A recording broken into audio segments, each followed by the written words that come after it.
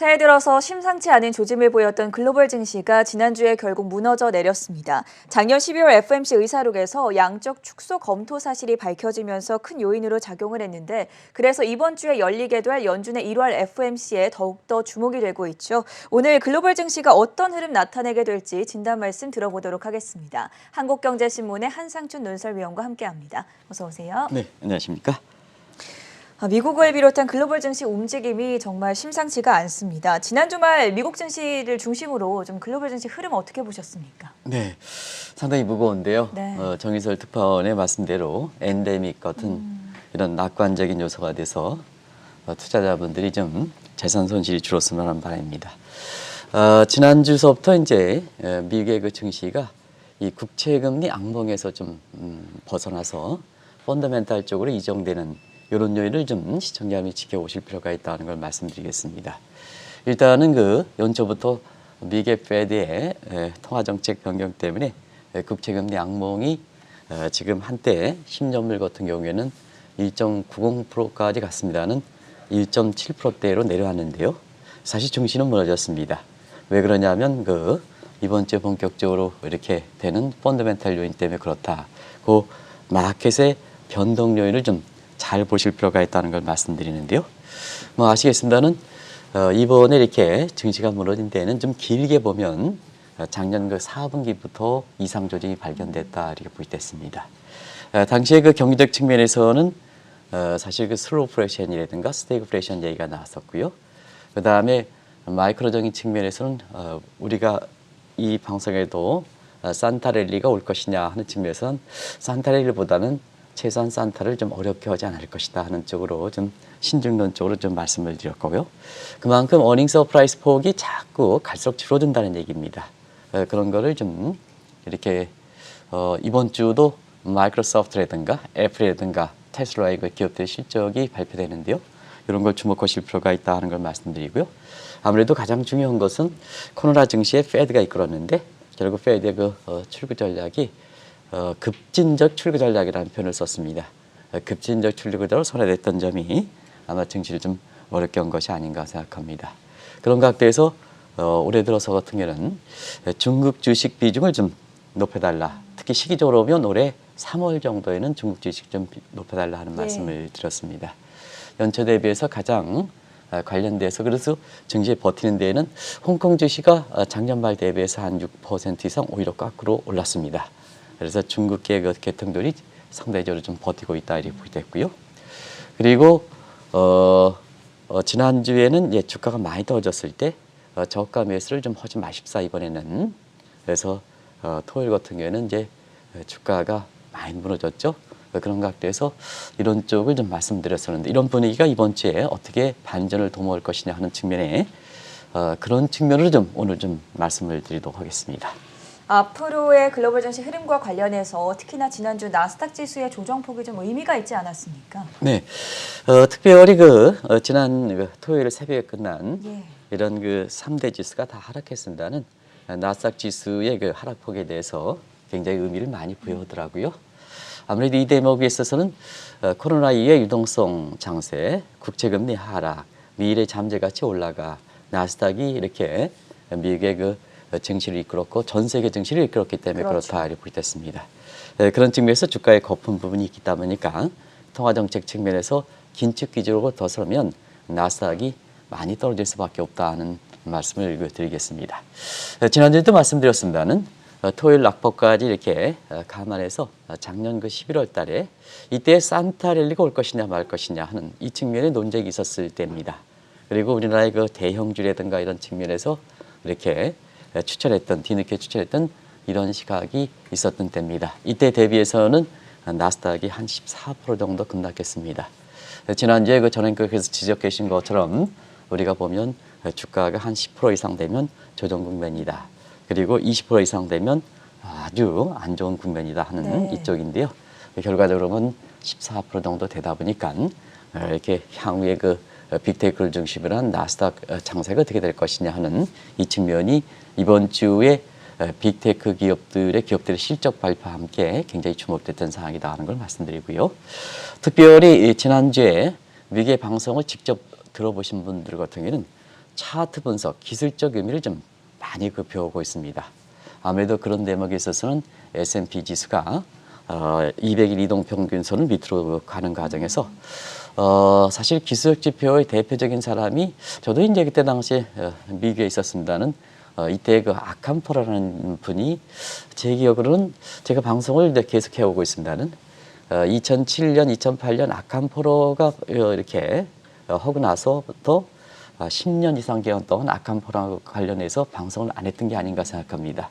근데 이 기술적 지표의 그 대부를 하는 아캄포로가 한 20% 추가 조정 네. 이 문제를 얘기했거든요. 그 근거에 있어서는 두 가지를 얘기하고 있습니다.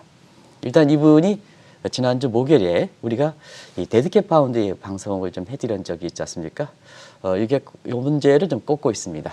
그래서 지난주 목요일과 금요일에 장중에 올랐다가 내려가는 두 번 연속 그 데드캣 파운드에 대해서 향후에 주가에 대해서 좀 어둡게 보는 측면이고요.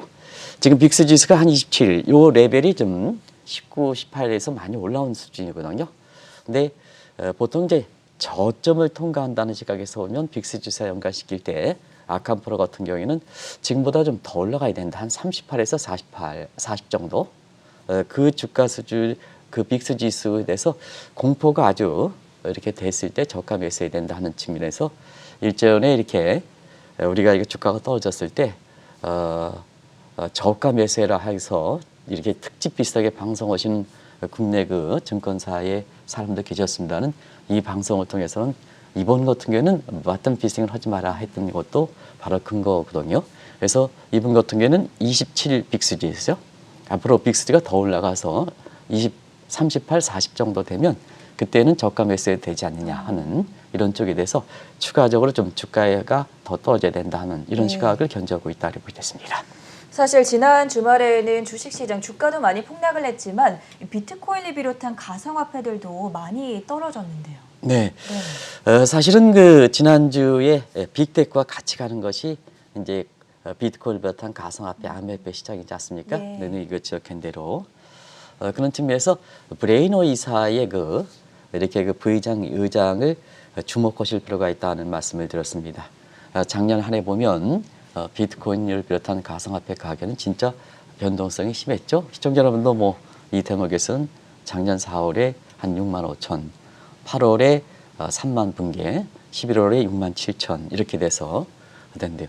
작년에 그 11월 달에 50일 이동 평균선의 악몽을 아마 기억하실 겁니다. 그래서 6만 달러, 6만 7천 달러다가 6만 달러 밑으로 되니까 52 이동 평균이 이렇게 무너졌거든요. 그런 과정에서 가상화폐에 혹한기에 진입하지 않게 되냐 하는 이런 쪽의 진단을 좀 말씀을 드렸습니다. 그리고 이달 들어서는 브레이너 이사가 이제 상원 청문회에서 통화정책 담당이다 보니까 Central Bank Digital Currency CBDC 되면 파월 의장과 달리 브레이너 이사는 사실 그 비트코인 비롯한 가상화폐에 대해서 부정적 시각을 갖고 있습니다. 작년 8월 달에 차기 의장으로 브레이너가 인사가 검토될 때 그때 비트코인 가격이 3만 달러 밑으로 떨어졌던 악몽이 재현되지 않겠느냐 하는 이런 쪽을 말씀드리면서 코인 투자분들이 굉장히 이렇게 향후 그 코인 가격, 가상화폐 가격에 대해서 굉장히 관심들이 높았었는데요. 지난주에는 시청자 여러분한테 세 가지 리스크를 좀 말씀드리겠습니다. 일단 연준 리스크에서 출구 전략 문제. 왜냐하면 출구 전략 하면 문제는 국채금리의 그 급등에서 미래 잠재 가치를 떨어뜨리기 때문에 가치가 없는 비트코인 같은 가상화폐는 떨어뜨린다. 그리고 페드 내에 브레이너 이사가 1월 말서부터 공식적으로 업무를 시작합니다. 그래서 이분은 이렇게 비트코인을 비롯한 가상화폐에 부정적이다 하는 측면이 가격을 많이 떨어졌다 보시면 되겠고요. 요 대목을 아마 우리 그 캐서분이 지적하시지 않았는데요. 미국의 SEC 증권관리위원회에서 비트코인을 비롯한 ETF를 이렇게 인정하지 않고 있습니다. 요 대목이 이제 작년 말에 비트코인을 많이 올렸던 문제였었는데요. 역시 이게 브레이너 이사가 들어오니까 비트코인 비롯한 가상화폐 부정적이니까 미 증권거래위원회도 협조를 하는 게 아닌가 하는 이 측면이 비트코인 가격을 더 떨어뜨렸다. 그리고 아시겠습니다는 그렇게 큰 요인은 아닙니다는 중국의 그 비트코인 전면 금지에 이어서 러시아도 비트코인 전면 금지. 왜냐하면 이게 푸틴이 장기 집권, 영구 집권 가망이 있거든요. 그래서 시진핑도 영구집권하다 보니까 반대표의 부정부표를 척결하기 위해서 푸틴도 마찬가지로 시진핑과 마찬가지로 비트코인을 비롯한 가상화폐를 전면 거래를 금지시킨다. 요 세 가지 리스크가 겹쳐서 비트코인 가격, 가상화폐, 암호화폐 가격이 많이 떨어졌다 이렇게 볼 때 있습니다. 주식시장에 이어서 가상화폐 시장까지 지금 월가의 시장 분위기가 굉장히 공포스러운데요. 오랜만에 아캄포라 경고에 이어서 이번에는 미체를 함정에 빠지지 말라라고 권고하고 나섰다면서요. 어떤 네. 내용이에요? 사실은 작년에 그 8월 달에 제도권에 있는 그때 당시에 아주 인기 있는 사람이 빚내서 아는 종목은 빚내서 투자해라 하는 때를 기억나시죠? 네. 근데 사실 뭐든지 주식이라는 게 그때 그런 얘기했습니다. 삼성전자가 실질적인 오너 역할을 하는 이재용 부회장이 삼성전자에서 제대로 알까 하는 이 측면에서 방송을 한번 해드린 적이 있을 겁니다. 그때를 계기로 해서 제도권에 있는 사람이 아는 종목은 빚내서 투자하라 이 얘기가 사실 됐냐. 결과적으로 그때부터 정치적인 측면에서는 이렇게 길게 보면 뿌리가 좀 약화됐다 이렇게 됐습니다. 그래서 그때의 삶은 개구리 증후군, 그 다음에 뉴욕타임스에선 정시에 몰락에 쓰여하는 잘 나갈 때 생긴다 하는 이쪽의 내용을 그대로 시청자 여러분에 다시 드렸습니다. 자, 그러면 이제 지금 어두운데 어떻게 될 것이냐 하는 측면에서는 왜 이렇게 빨리 어두러질까? 그죠? 빨리 어두러질까 하는 측면에서는 지금처럼 그 네트워킹 효과, 심리적 효과가 클 때는 항상 말씀드리는 미첼의 함정을 주목하실 필요가 있다는 이 말씀을 드리겠는데요. 미첼의 함정은 이렇게 비관론이 막 태어나면 이게 신생아입니다. 근데 신생아로서 증시에 영향을 미치는 영향이 적을 거다 생각해서 자꾸 저가매수 낙관적 쪽으로 해서 자꾸 이렇게 하거든요. 그러나 네트워킹 효과가 크고 심리적 효과일 때는 어느 날 갑자기 소셜 네트워크를 통해서 갑작스럽게 부정적 평행이 생긴다. 그러다 보니까 거인의 위력을 발휘한다 하는 이 측면을 말씀드리겠습니다. 그리고 이 방송을 통해서 현 경제 강요에 대해서는 그렇게 제가 긍정적으로 평가하지 않고 있습니다는 고승봉 금감위원장이라든가 정은보 금감원장은 이례적으로 좀 시청자 여러분한테 그동안 기조가 이렇게 달리할 정도로 좀 이렇게 좀 긍정적으로 말씀드렸는데요. 회색 코뿔소 퍼펙트 스톰 같은 맥락이지 않냐 생각합니다. 그래서 지금은 시장적인 측면에서 시장의 심리가 가장 어려울 때다. 그래서 지금부터 이걸 반전할 수 있는 이런 그 대목을 지금부터 한번 찾아보도록 하겠습니다. 이렇게 시장이 불안한 움직임을 보이고 있는 가운데 이번 주에 상당히 많은 일정들이 예정이 되어 있는데요. 그중에서도 특히 가장 주목이 되는 것 올해 첫 FOMC 회의겠죠. 네, 아무래도 첫 회의니까 가장 관심이 되고 그동안 이렇게 페드가 보여준 입장에서 보면 네. 출구 전략을 굉장히 빨리 가져간다 하는 측면이죠. 그 말씀을 드렸었는데요. 결과적으로 출구 전략하면 비상시에 추진했던 대책을 회수하는 거거든요. 회수인데 지금은 인플레가 문제가 되기 때문에 굉장히 급진적으로 추진한다. 한국경제TV를 통해서는 출구 전략할 때 굉장히 급진적 얘기를 좀 말씀을 드렸습니다. 근데 보통 이제 출구 전략 얘기할 때는 테이퍼링, 유동성 규모를 줄이고 그다음에 요 종료되면 금리를 인상하고 그리고 마지막 단계는 시중 유동성을 축소하는 소위 쿼인터티브 타이트닝 해서 QT가 진행되는 겁니다. 네. QT는 가장 마지막에 충격이 가장 크기 때문에 가장 마지막에 진행되는 겁니다. 이런 거 되는데요. 이번 같은 경우에는 이걸 한꺼번에 걸어놓는다. 한꺼번에 걸어놓기 때문에 이게 시장에 미치는 충격. 특히 이 금융 완화와 관련해서 주가가 많이 올랐던 빅테크와 나스닥 지수가 굉장히 많이 떨어지는 배경이 되고 있다고 보게 됐습니다. 그래도 이제 기준금리 인상에 대해서 많이 얘기하는데요. 우리나라와 미국과는 좀 분위기가 다른 것 같습니다. 우리나라는 이제 기준금리를 몇 번 올릴 것이냐 하는 게 관심이 되어 있습니다는 아까 출구 전략의 순서상 테이퍼링, 기준금리 인상, QT. 근데 지금 QT가 거론되니까 기준금리 인상은 월가에서는 그렇게 관심이 되지 않는다. 멀어졌는다. 예. 근데 국내의 전문가들은 지난 주말에도 이제 그러니까 각종 그 방송을 보면 여전히 기준금리 되는데요. 월가 분위기는 좀 다르다. 월가는 마지막 단계 QT에서 이번에 발행할 것이냐, 언급할 것이냐 문제 이 대목의 월가의 분위기다 하는 걸 말씀드리겠는데요. 그 순서를 보시면 왜 증시가 이렇게 무너졌는가 하는 것을 좀 아실 수 있지 않냐 생각합니다. 그래서 지난 주말에 목요일에 이 QT의 적정 규모 수준, 적정 규모에서는 말씀드렸던 겁니다.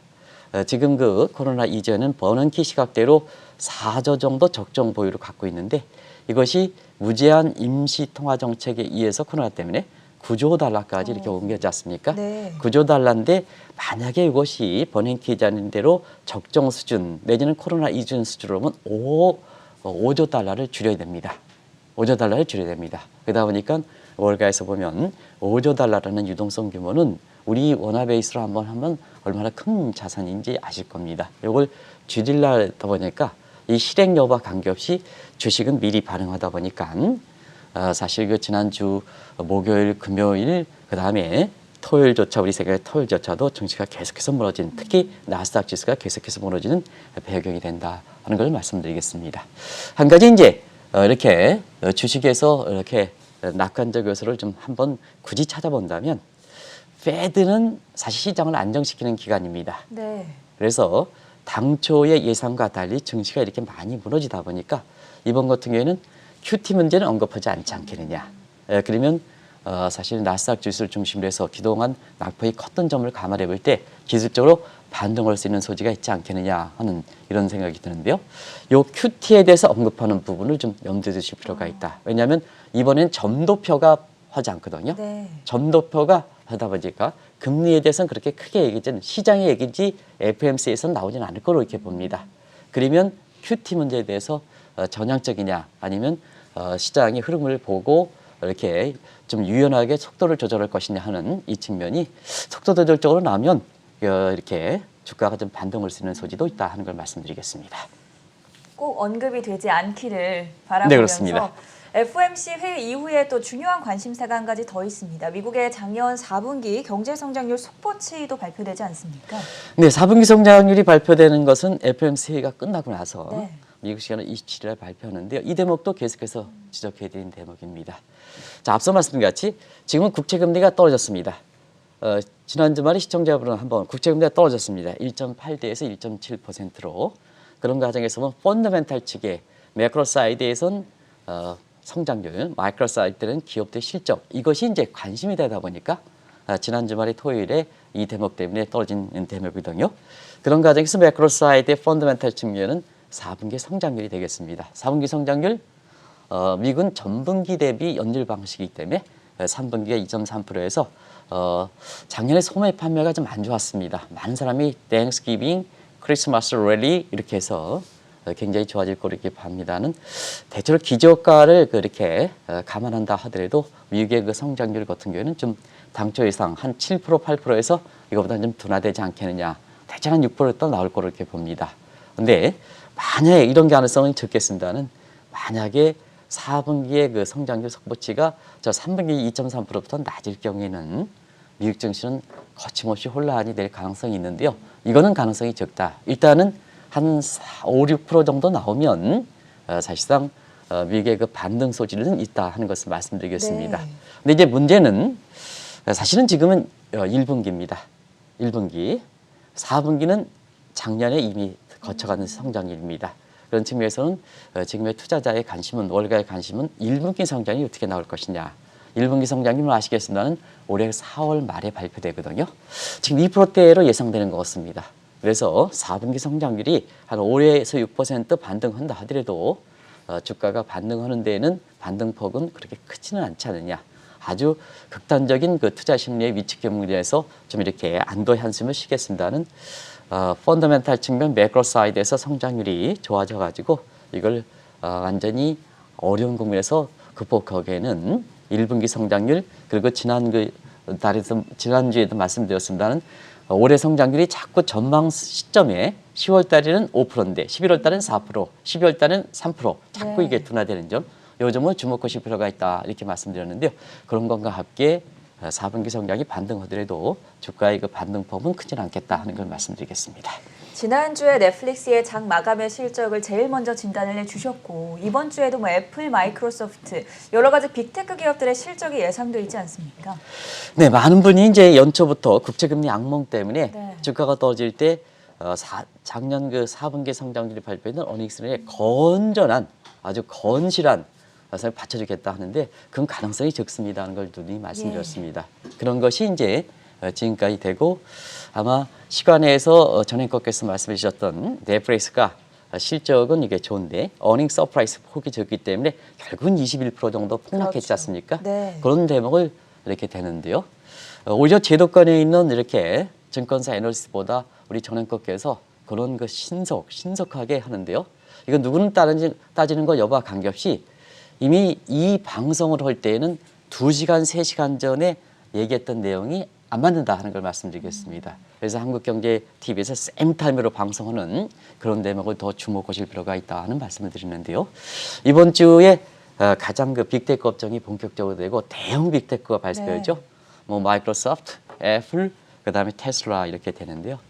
제 넷플릭스 악몽 사태가 나올 것이냐 하는 측면이 가장 관심이 되고 있습니다. 그래서 시청자 여러분 주가가 많이 떨어지면 지난주에도 이렇게 저가 매수해라 하는 시각에 이렇게 됐습니다는 그와 관련해서 마지막 월가의 격언을 비춰드리면서 방송을 마칠까 합니다. 월가의 격언을 지난주에 가장 화제가 됐던 격언을 되겠습니다.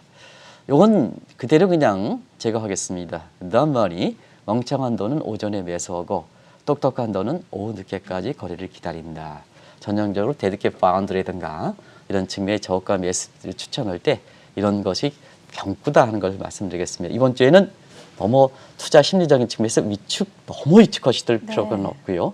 그렇다고 해서 이렇게 성급하게 저가 매수 추천하는 시각에서는 이렇게 그동안 투자 손실을 많이 여겨서 성급하게 거기에 뛰어드는 이런 모습은 좀 신중을 기해 줄 것을 권해드리겠습니다. 요새는 하루 동안의 변동폭도 워낙 심하고 또 장 막판에 매물이 급하게 빠지는 경우가 많기 때문에 조언해 주신 월가의 말씀도 참고해 보시면 좋겠고요. 지금까지 한국경제신문의 한상춘 논설위원이었습니다. 고맙습니다. 네, 고맙습니다.